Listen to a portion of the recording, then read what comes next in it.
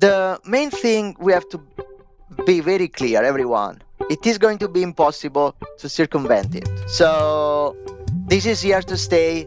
And I think the more that we have robots in our culture and society, we're going to see, a push towards having more human interactions. And I think that's one of the best things that we bring to the table as language educators is that it is about human interconnection. You're listening to Speaking of Language, a podcast recorded at the Language Resource Center at Cornell University.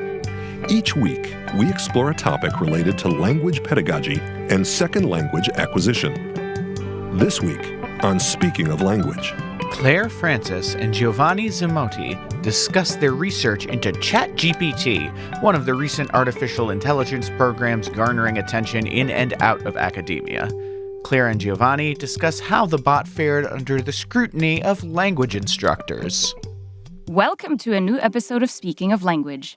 I'm Angelica Kramer, the director of the Language Resource Center at Cornell University. And I'm Sam Lupowitz, the LRC's media manager. We are joined today by Claire Frances and Giovanni Zimotti of the University of Iowa. The duo recently published an article in FLTMAG about the artificial intelligence-powered writing tool Chat GPT and its potential impact on writing and language education. They will share those findings with us today. Welcome to Speaking of Language, Claire and Giovanni. Thank you. Thank you. Before we dive into talking about AI, we'd love for both of you to tell us about your background and path with languages. Claire, maybe you could start for us. Sure. My background is in French language and literature. I don't know how far back you want to go, but I learned when I was in seventh grade and stuck with it and became fluent and started teaching. But I had a little veer off the path of French for a little while where I taught collegiate writing at Grinnell College. And then I also taught French and founded a language center there. And then in 2019 was hired by the University of Iowa to be the director of what was then called the Language Media Center, and which I have transformed into the Center for Language and Culture Learning. Wonderful. I'm Italian, but I teach Spanish. Let's get that out of the way. My background is in language acquisition and language teaching. I got a PhD from the University of Alabama, and here at Iowa, I teach Spanish and language teaching, and I direct the Spanish basic program, so basically the first 4 semesters of Spanish. Wonderful. So, to get us started here, most everybody by now has heard of Chat GPT, but just in case some of our listeners are unfamiliar, what is it and how does this thing do what it does? And also, maybe, why is this a concern for educators? Okay, so I'm going to start. So ChatGPT, it's basically a chatbot. Everyone has been interacting with some of them. For example, if you go on Amazon with a customer service or any online like chat, the first 2 or 3 interactions are going to be with a chatbot. Now, all those chatbots like ChatGPT are built on language models that are some sort of like software trained on text to understand language and do things with languages. ChatGPT is like one of the most recent one. It's very impressive. It was trained over 75 or 175 billion pieces of text. But it's also important to say that they used a lot of human trainers. So it wasn't just like an artificial intelligence working by itself, but they had a lot of people like conversating with this chatbot and improving the model's performance. It's a concern for language educators or for educators in general or for everyone in the world because it can create text from just a short prompt that looks pretty well written. It can also create code. So a lot of people in education are scared because they're thinking that their students are going to use it to cheat on their exams, on their papers, and so on. Got it. Well, so naturally, this piqued our curiosity. In the recent article that you both worked on for FLTMAG, you described a few informal experiments you conducted with ChatGPT in Spanish, French, and Italian. So this is an umbrella question, but can you tell us about your experience and your discoveries? Sure.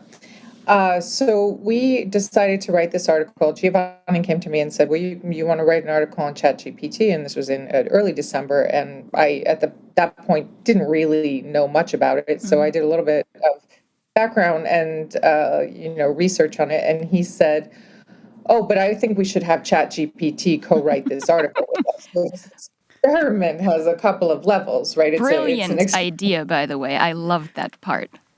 Yeah, so it's an experiment with rhetoric in a way, right? So Yeah. we're co-writing an article with the platform, and then within that article, we perform an experiment, and we perform the experiment on our colleagues actually. So what we did was we asked colleagues for prompt in Italian, French, and Spanish for writing prompts at the intermediate level. We fed those prompts to ChatGPT and then took the results and gave them back to the faculty members to grade using any rubrics that they would use for their normal grading procedures. And what we found was that, and the premise was, can ChatGPT trick language faculty into thinking that it is a student? And what we found is that it could not, at this point, trick them because language faculty are very intelligent. And it turns out that you can tell when the quote unquote student or the ersatz student was performing at a level beyond what you would expect of an intermediate student. That is to say, I can tell you from the French example that ChatGPT was using syntax and vocabulary well beyond even an intermediate high student. And I have a comment in the article where I said some of those structures were parts of speech and use and language usage that you wouldn't see until graduate level writing. And I think our colleague in Spanish noticed the same, that this was way above, they were hitting above their league at these, or the Chat GPT bot was hitting above its league in terms of intermediate level. The high And achiever. the other, yeah, it's a higher achieving bot, right?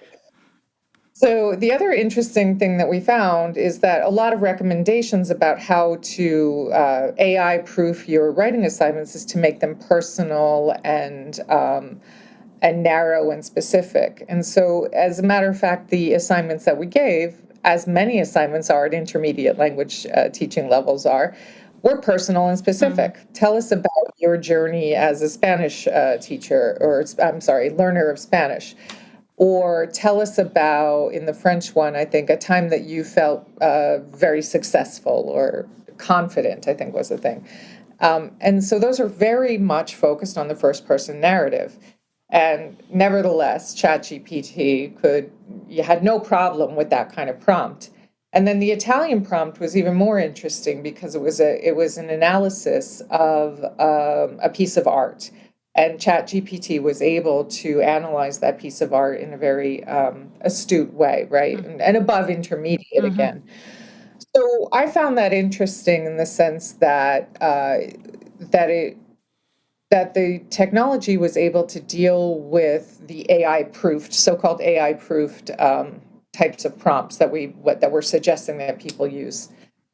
And so what our conclusions from this informal experiment is that for the moment, ChatGPT or AI writing platforms cannot really trick a faculty member into thinking that they are students, because faculty members can kind of, figure out levels of language.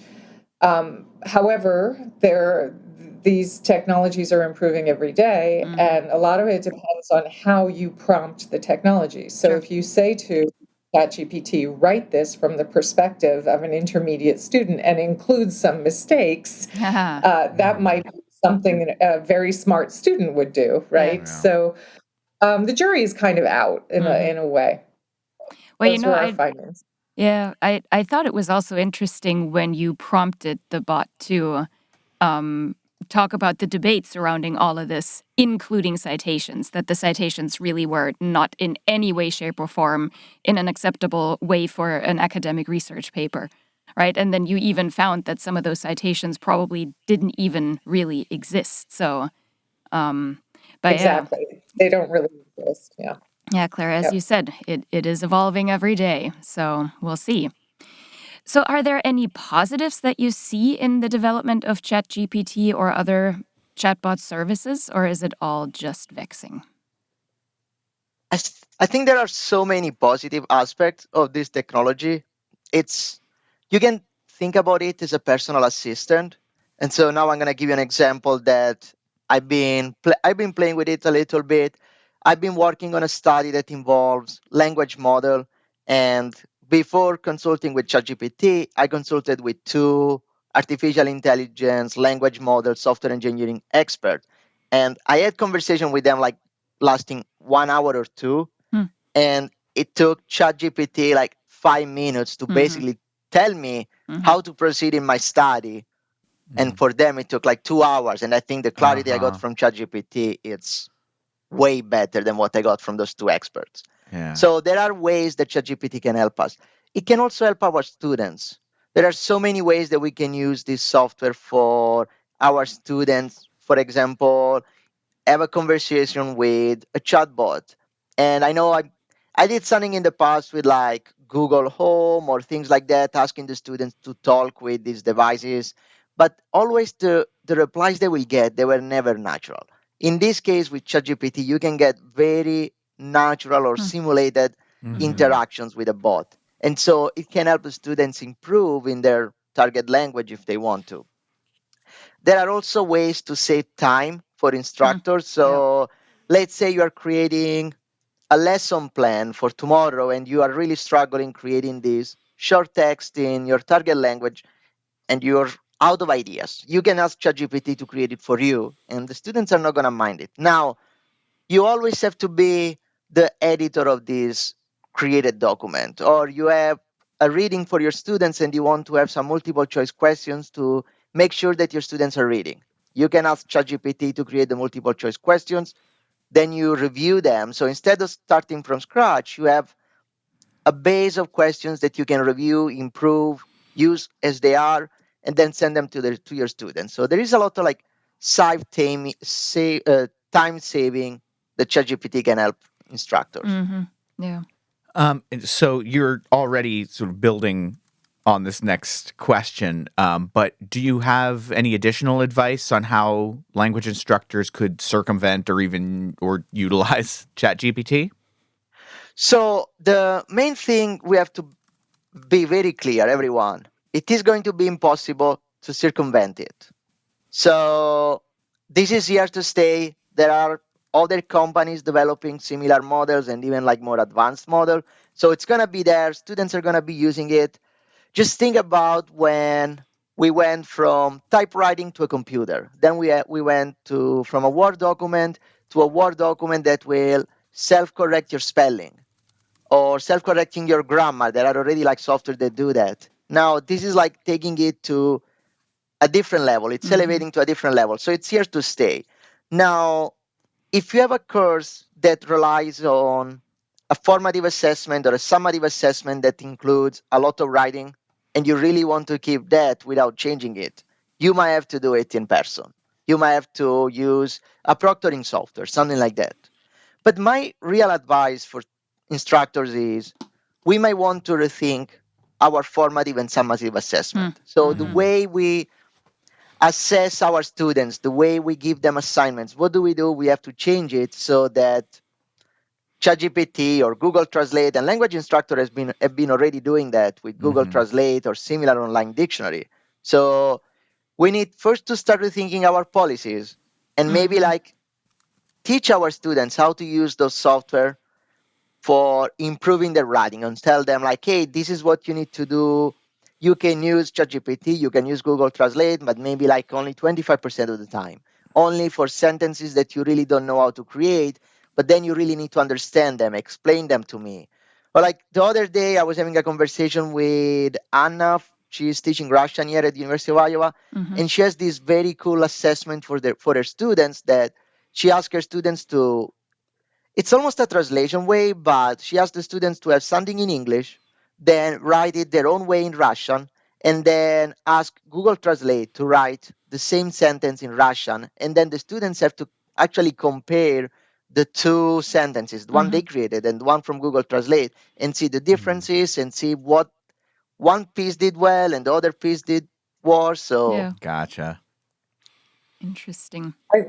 I'd like to jump on there is that what the professor that Giovanni cited and things that he's alluding to are bringing in, and I think this would be a good solution or a good recommendation, is bringing in metacognitive strategies and having students really being able to explain why they make the choices that they make and why, ChatGPT might be useful in this particular section of a piece Yeah. of writing, but where it's going.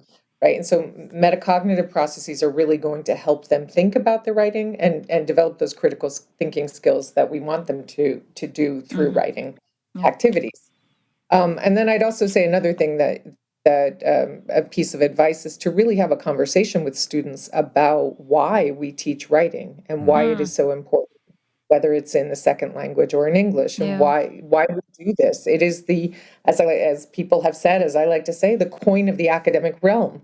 We Sure. use writing to communicate with each other, and it is so important as you are becoming a scholar, even an undergraduate scholar, to be able to engage and to use that coin of the realm, uh, and to exercise those muscles in Yeah. your brain, really, through the act of writing, grapple with ideas, use your critical thinking skills. It's so important. Yeah. Very true. Considering the title of your article that starts out with, quote, robots versus humans, end quote, we would be remiss not to ask a question that actually has come up quite often in previous seasons and episodes on our podcast here. And that question is, should our listeners be preparing themselves for the robot uprising? I don't think so. I think robots, they're gonna help us, but they're not gonna like replace us. Like, the other day we did a workshop about ChatGPT, and we were trying to ask ChatGPT to create some questions for students to fill in the blank, some fill in the blank activities. Yes, they can create them, but the critical thinking about picking the right activities for your students at that type of level, I think some of those things we still need human input. Yeah. There's going to be some help from the robot, but for now, I would say language teachers are safe. They are needed for teaching languages. Wonderful. I'm relieved. Thank you.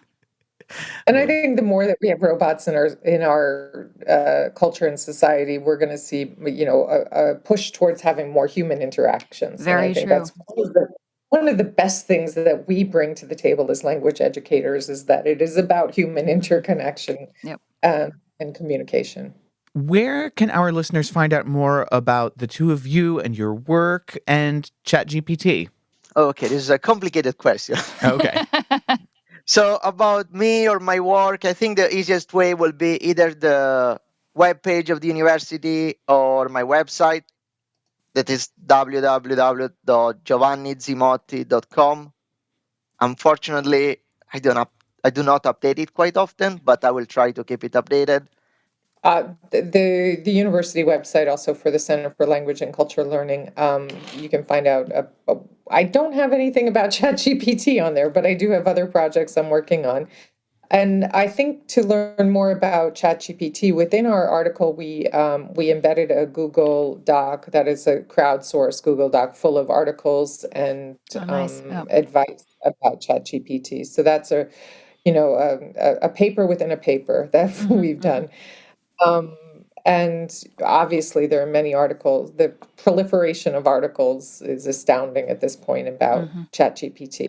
We are in the process of getting IRB approval for a study about ChatGPT and language models. And the main goal of the study is to gather instructor perspective about this tool and potential innovations coming from all language instructors. So we're going to be sending a survey pretty soon. Be on the lookout for that, and please help us. We will also be presenting at the IELT conference in June.